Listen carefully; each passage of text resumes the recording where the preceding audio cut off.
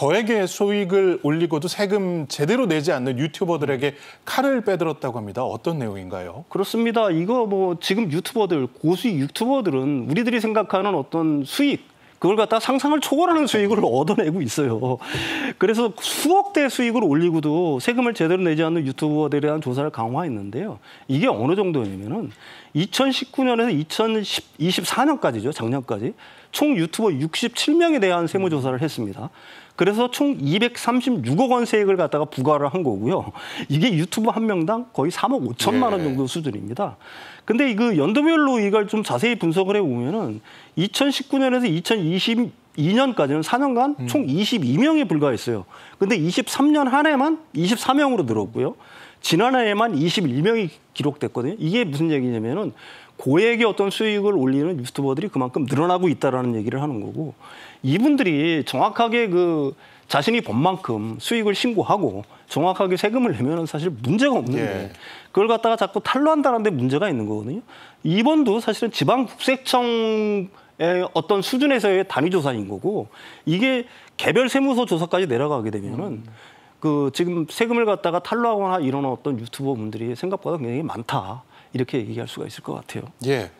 물론 이 양질의 콘텐츠를 제작하는 유튜버들도 많이 있습니다만, 이런 고수익 탈루 유튜버들 중에는 좀 문제가 되는 콘텐츠들, 그러니까 가짜 뉴스란지 뭐 성인물 또는 도박 관련한 콘텐츠를 제작하는 분들이 꽤 있었다고요. 맞습니다. 뭐 제가 지금 학교에서 애들에게 미디어를 가르치고 있습니다만, 가장 중요한 것이 소위 말하는 소셜 미디어가 발달하면서 우리 사회 소통과 이런 부분들은 상당히 그러니까 긍정적인 측면이 있지만, 문제는 이 소셜 미디어를 통해서 수익을 창출하는 사람들 같은 경우는 수익에 급급하다 보니까 내용을 어떤 식으로든 선정적이고 자극적이고, 또 심지어는 상당히 그러니까 가짜 뉴스에 기반한 이런 식으로 해서 수익을 올리는 사람들이 꽤 많은데요. 대표적인 것이 엑셀 방송이라는 것이죠.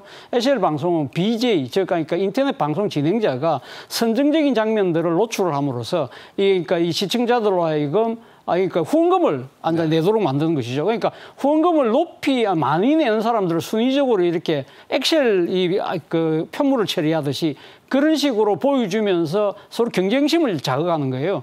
그런 식으로 한다고 해서 엑셀 방송이라고 하는데, 문제는 이것이 가장 상당히 성정적이고 수위를 너무 지나치다는 거예요. 그렇기 때문에 상당히 그러니까 사회적으로 상당히 안 좋은 악영향을 미칠 수 있는 것이고, 또 하나의 문제는 앞서 이야기한 페이크 그러니까 이 지금 페이크 장면, 쉽게 말하면 조작된 사진이나 동영상을 통해서 클릭 수를 유도해서 사실은 수익을 올리는 것인데, 그것이 특정 사람들에게 상당한 피해를 줄 수 있다는 것이고, 또 하나는 이거 사이버 레카라고 했어요. 그러니까 레카라는 것이 우리 고속도로에 그 사고 났을 때 레카 차가 제일 먼저 달려오듯이, 우리 사회에 중요한 하나의 사건 사고가 발생했을 때 그러한 부분들을 상당히 자극적으로, 그리고 또 가짜에 기반을 해서 이걸 갖다가 계속적으로 지속적으로 보도를 함으로써 클릭수를 유발해서 수익을 올리는 것인데, 이러한 부분들이 상당한 사회적인 후폭풍, 여러 가지 갈등들을 부추기고,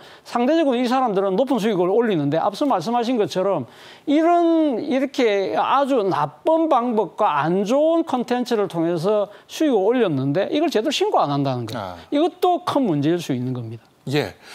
자, 세금 이야기, 다른 이야기도 좀 해보겠습니다. 최근에 그 중고거래 플랫폼들 많이 사용하십니다. 뭐 사고 팔고 많이 하는데 자칫하다가 가산세를 낼 수도 있다고요.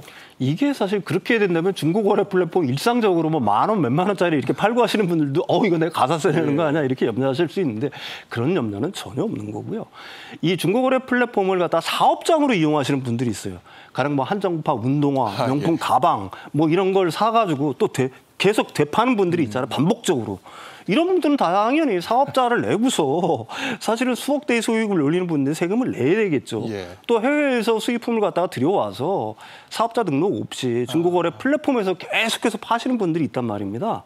이런 분들 같은 경우는 당연히 부가세 내야 되는 거고요. 이런 분들이 만약에 부가세를 갖다가 늦게 냈다거나 아니면 탈루했다거나 하게 되면은 20% 정도의 가산세를 맞을 수 있다. 그러니까 이렇게 정리하면 되는 것 같아요. 내가 비즈니스 목적으로 어떤 플랫폼에서 어떤 행동을 하든지 간에 그게 반복적으로 계속해서 일어나는 행위라면 정당하게 사업자 등록 내고요. 정당하게 부가세 내고 세금 신고하면 아무 이상 없습니다. 예. 그 고소득 고액 탈루자들에 대해서는 이 끊임없이 세무조사를 통해서 끝까지 세금을 징수하는 국세청이긴 합니다만 자영업자라든가 소상공인 등 좀 사정이 어려운 분들에게는 융통성을 발휘하기도 한다고요. 네, 그렇습니다. 지금 어려운 분들은 많잖아요. 뭐 음식, 숙박, 도소매, 제조업 같은 분들. 이분들 같은 경우에 이제 부가세를 갖다가 납부 기한을 갖다가 2달 동안 연장을 해주는데 작년 말 기준으로 해가지고 전년 동기 대비해가지고 매출이 한 30% 줄은 분들한테는 이런 혜택을 주고 있고요.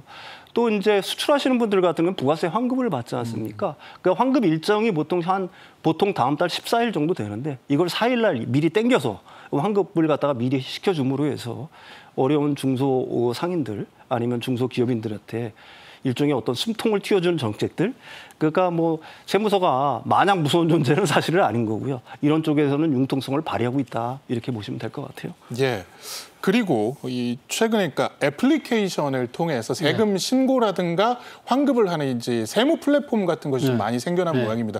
덕분에 좀 국세청도 많이 바빠졌다고요. 그렇죠. 아무래도 세무 플랫폼이라는 것 자체가 이 뭐랍니까 이 시민들한테는 상당히 유용한 도구죠. 예를 들면 세무 신고가 상당히 좀 어렵고 까다롭잖아요. 그런데 이 지금 세무 플랫폼 같은 경우는 이 세무 신고를 아주 쉽고 이해하기 쉽도록 이렇게 유도를 하는 웹사이트인데 문제는 이런 걸 통해서 이렇게 신고를 하다 보니까 사실은 그러니까 대면 신고가 아니잖아요. 그러다 보니까 상당히 욕심이 발동을 하는 거죠. 그래서 사실 허위 신고를 하는 경우가 많다.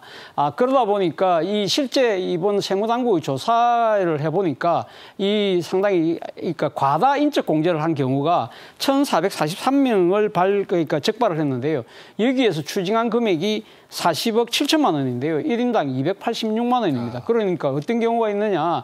인적 공제를 받는 경우에 나이 요건이 안 된다든지 또는 지금 부양가족 같은 경우에 보면 그러니까 나이 요건이 안 맞는다든지 또 심지어는 사망하신 분들까지 이름 올려서 부양가족의 공제를 받는 그런 행태가 있었다는 겁니다. 그래서 이런 부분들에 대해서 각별한 주의를 세무당국에서 요했습니다. 예. 사실 이 세수라는 것은 이 국가 재정의 원천이기도 합니다. 이 최근에 어려운 사정에도 불구하고 추경을 국가가 편성을 하기도 했었는데 그런 의미에서 이 국세청이 체납과의 전쟁 그러니까 꼭 이 걷어야 할 세금 반드시 걷겠다 이런 의지를 보여주고 있다고요. 네, 국가의 주인은 국민들이지 않습니까? 당연히 그 국민들은 거기에 필요한 경비를 대야 되는 거 그게 세금인 거고요. 그게 그래서 의무라고 얘기를 하는 겁니다. 근데 작년 말 기준으로 누계 체납액이 무려 110조 원 정도나 된다라고 얘기합니다. 이 부분은 뭐 소액을 갖다가 뭐 안 내고 이런 분들도 있지만 탈루하거나 오랫동안 고액을 갖다가 연체하거나 뭐 일부러 피하고 계신 분들이 굉장히 많은 거거든요. 그래서 체납 개선 TF를 갖다가 설치를 해야 되겠다. 이 부분이 이제 굉장히 중요한 거고요. 기존에 이제 고액 상습 체납자를 갖다가 뭐 일종의 그 사람을 동원해서 숨바꼭질 형식으로 해가지고 막 이렇게 쫓는 경우들이 굉장히 많았습니다. 근데 이 부분에 대해서는 좀 혁신이 일어나야 될 것 같아요. 그러니까 AI 빅데이터를 활용해서 추적 시스템을 갖다가 좀 만들고요.